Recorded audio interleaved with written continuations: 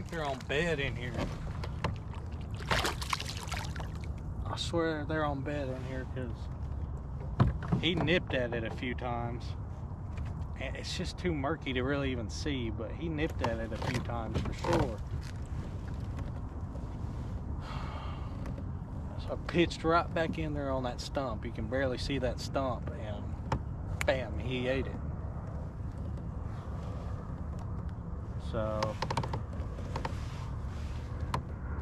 too small to measure, but first fish on a drop shot. Pretty cool.